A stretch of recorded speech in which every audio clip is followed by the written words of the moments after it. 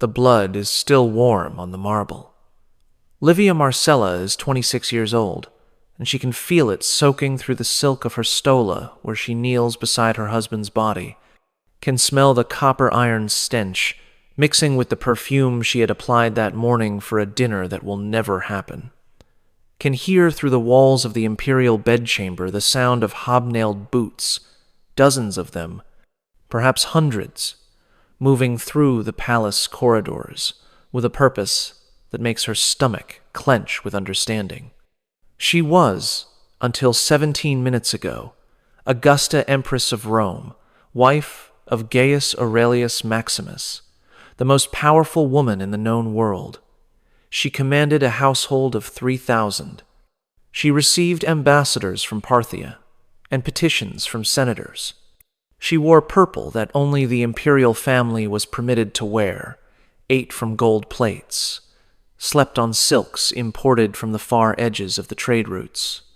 Now she kneels in her husband's blood while the men who killed him secure the palace, and she understands with terrible clarity that the purple she wears has become a target rather than a protection. The door to the bedchamber opens. A man enters tall, perhaps 45, wearing the distinctive armor of the Praetorian Guard but with the red cloak that marks him as prefect. His face is familiar. She has seen it at state functions, at the morning salutations where her husband received his officers, at the dinners where military matters were discussed over wine and roasted peacock. His name is Lucius Cassius Nerva, and until 17 minutes ago, he was sworn to protect her husband's life with his own. Now he looks at her with an expression she cannot read, not triumph, not cruelty, but something colder, assessment. The calculation of a man determining what to do with a piece of the old regime that has suddenly become his to dispose of. Augusta, he says. The title sounds strange in his mouth, as if he is testing whether it still applies. My condolences on your husband's sudden illness. Illness.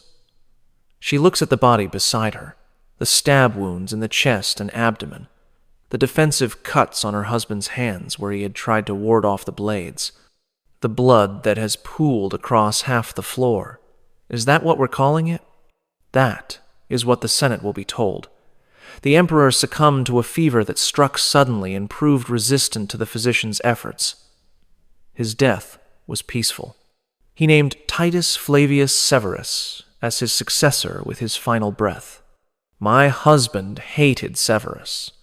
He was planning to have him prosecuted for treason, which is why it was necessary to act before those plans matured.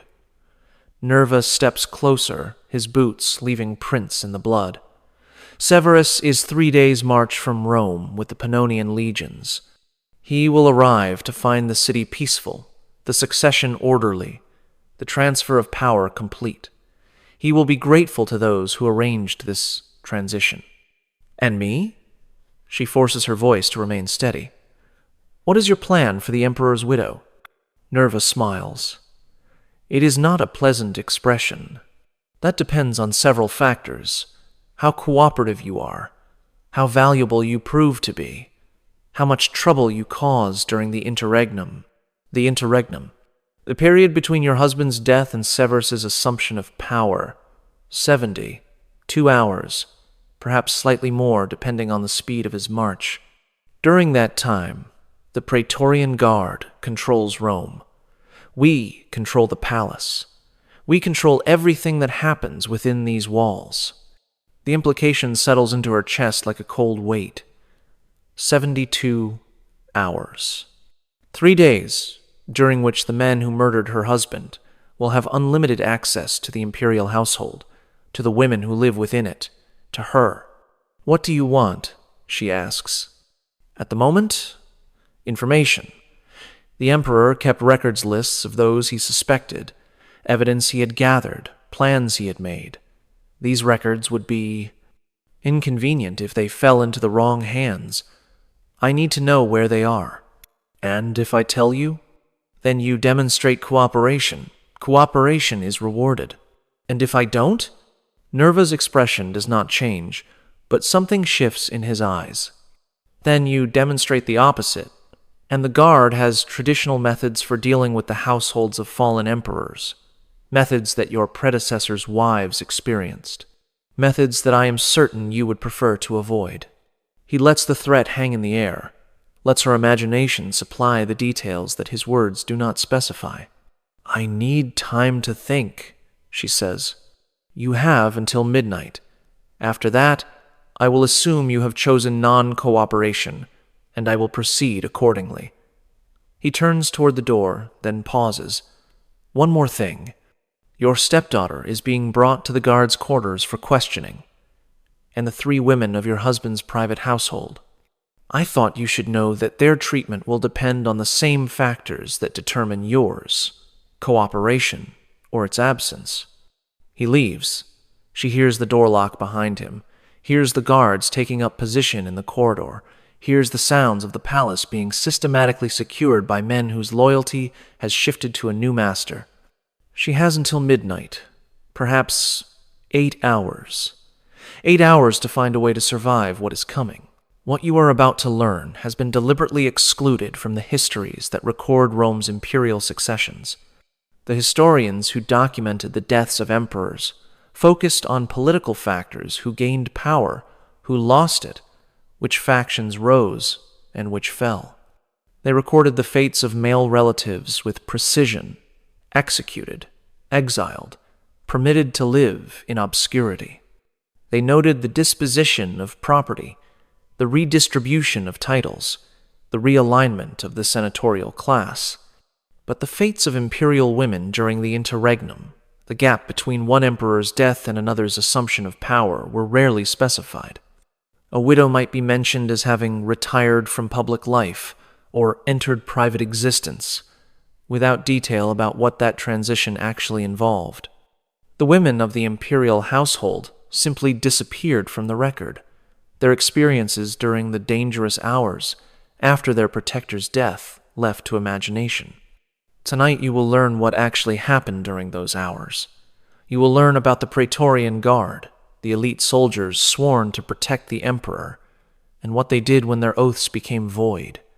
You will learn about the interregnum tradition, the understanding, never written but universally acknowledged, that the Guard had certain privileges during the transition period. You will learn about Livia Marcella, whose husband's assassination left her at the mercy of the men who killed him. You will learn what Prefect Nerva demanded, what she was willing to sacrifice to survive, and what happened to the other women of the imperial household during the 72 hours before the new emperor arrived. Subscribe if you want to understand what really happened behind palace walls during Rome's most dangerous transitions. Comment below telling me where you are watching from, because the next 8 hours of Livia's life will determine whether she survives, and I am going to tell you exactly what she faced and what she did. But before I describe the choices she made and the horrors she witnessed, I need to take you back. I need to explain why the Praetorian Guard had the power they did, how the interregnum tradition developed, and what it meant to be an imperial woman when the emperor died. Because you cannot understand what Livia faced without understanding the system that made her vulnerability inevitable. The Praetorian Guard was Rome's most powerful military force, and also its most dangerous. Originally established by Augustus as the emperor's personal bodyguard, the Guard had evolved over generations into something far more complex than a simple protective force. 9 cohorts of the finest soldiers in the empire, stationed in Rome itself, while other legions were posted to distant frontiers. The Praetorians were simultaneously the emperor's greatest protection and his greatest threat. They protected him from assassination, and they also carried it out when circumstances warranted. They ensured the stability of his reign, and they destabilized it when a new patron offered better rewards. They swore oaths of absolute loyalty, and they broke those oaths whenever breaking them proved more profitable than keeping them. By the time of Livia's husband's reign, the Praetorian Guard had killed more emperors than any foreign enemy. Caligula, Galba, Pertinax, Elagabalus. The list of emperors who had died at their sworn protectors' hands was long and instructive. Every emperor knew that the men guarding his bedchamber might become his executioners if the political winds shifted. But the guard's power extended beyond assassination. During the interregnum, the period between an emperor's death and his successor's secure assumption of power, the Praetorians controlled Rome absolutely. No other military force was permitted within the city's sacred boundary.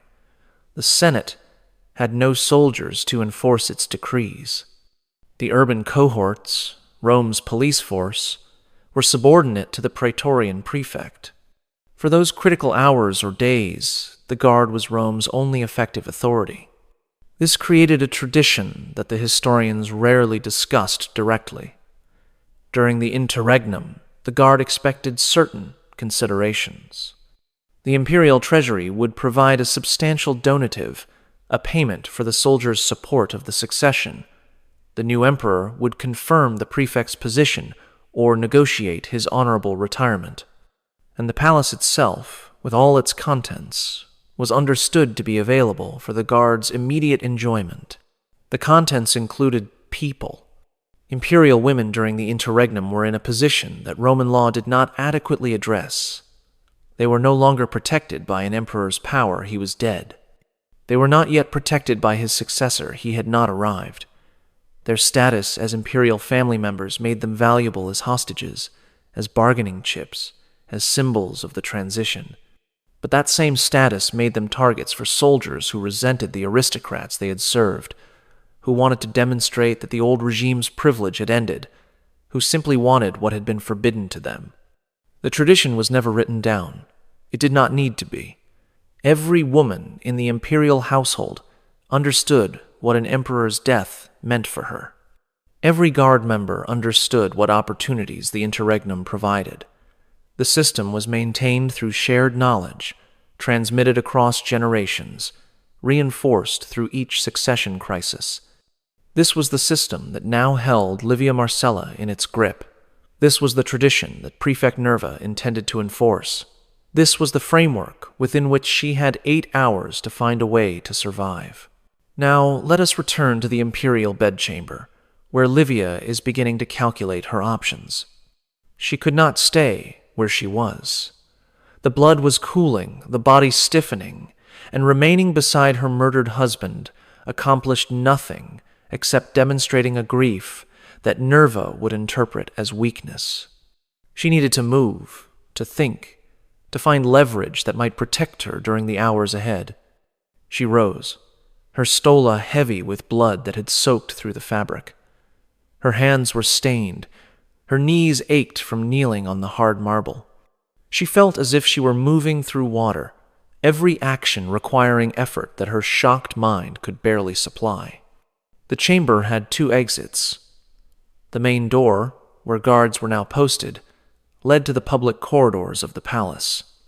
A smaller door, concealed behind a tapestry, led to the private passage that connected the imperial apartments, a passage her husband had used for discreet movement, for accessing his private study without being observed. The guards might not know about the passage. It was one of the palace's many secrets, shared only with trusted household members. If she could reach it, she might be able to move through the palace unseen, might be able to reach the records Nerva wanted before he did. Information was power.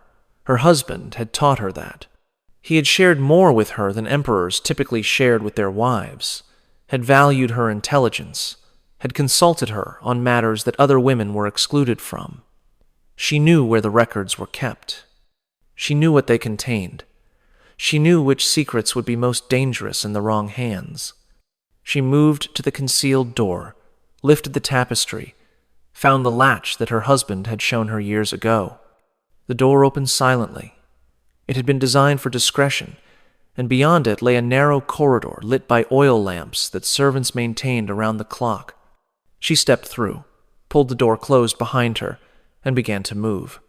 The passage wound through the palace's hidden architecture, the service corridors and connecting tunnels that allowed the imperial household to function without the masters seeing the mechanisms that served them.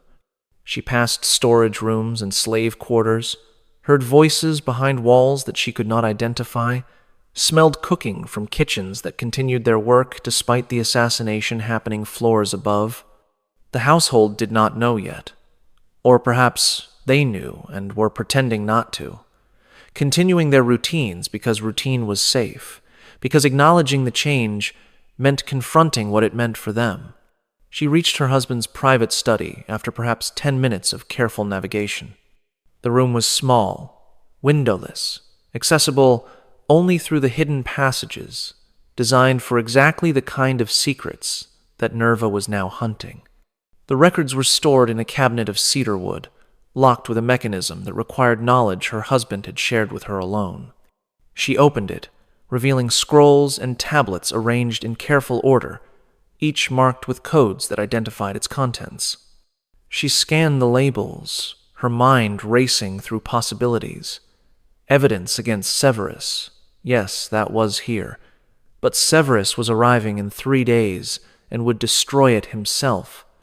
Evidence against senators who had opposed her husband, useful perhaps, but not immediately valuable for her survival. Evidence against the Praetorian Guard. She stopped. Her fingers had found a scroll marked with a code she recognized. It contained her husband's documentation of irregularities in the Guard's finances, evidence that Prefect Nerva had been skimming from the donatives, redirecting funds that should have gone to common soldiers into his own accounts. This was leverage. The common soldiers of the Guard were loyal to their own interests, not to their prefect. If they learned that Nerva had been stealing from them, his position would collapse. He would be torn apart by his own men. She took the scroll. She also took 2 others' evidence of Nerva's communications with Severus before the assassination, proving that the prefect had planned the murder rather than responding to circumstances. Proof of conspiracy could be as valuable as proof of theft, depending on who received it. She had weapons now. Not physical weapons, those were useless against armed soldiers, but information weapons, leverage that might let her negotiate survival. The question was, how to use them. She heard footsteps in the passage outside the study. Multiple feet, moving with the purposeful cadence of soldiers who knew where they were going. They knew about the passages. Of course they did. They had been guarding the palace for years, had learned its secrets through patient observation and bribed servants. Her advantage had been brief. She looked around the study for another exit. There was one, a narrow shaft that connected to the drainage system, designed as an emergency escape route for an emperor who feared assassination. It was small, dark, and led to an uncertain destination, but it was better than confronting the soldiers now approaching. She took the scrolls, tucked them into her stola, and climbed into the shaft. The descent was terrifying. The shaft was vertical for the first several feet, then angled sharply as it connected to the drainage tunnels. She scraped her hands and knees on rough stone, tore her clothing on protrusions she could not see, fought the panic that came from descending into absolute darkness toward unknown dangers. When she finally emerged, she was in a tunnel that smelled of sewage and stagnant water. Dim light filtered from somewhere ahead, grates that opened to the surface, perhaps, or oil lamps maintained by the slaves who serviced the system. She was beneath the palace, in the infrastructure that Rome's elite pretended did not exist. She was alive, free for the moment, carrying information that might save her. But she was also alone, filthy, trapped in tunnels she did not know, while above her the Praetorian Guard controlled everything she had ever relied upon. She began to move toward the light. The tunnels led her to an unexpected destination. After perhaps an hour of careful navigation, following the flow of water, choosing passages that seemed to lead upward, avoiding the sounds of movement that occasionally echoed through the system, she emerged through a grate into a courtyard she recognized. The Temple of Vesta, the sacred precinct where Rome's eternal flame was tended by virgin priestesses who answered to no one except the Pontifex Maximus. And the Pontifex Maximus was dead, Her husband had held that title along with his imperial powers. The Vestals were, for the moment, without formal authority over them. But they were also protected by religious law so ancient and so absolute that even the Praetorian Guard would hesitate to violate it. The Vestals were sacrosanct. Anyone who harmed them faced execution by methods so severe that Rome's hardened soldiers feared them. The precinct itself was asylum. Anyone who reached it could claim sanctuary that tradition required the priests to honor. Livia pulled herself through the grate and collapsed on the paving stones of the courtyard.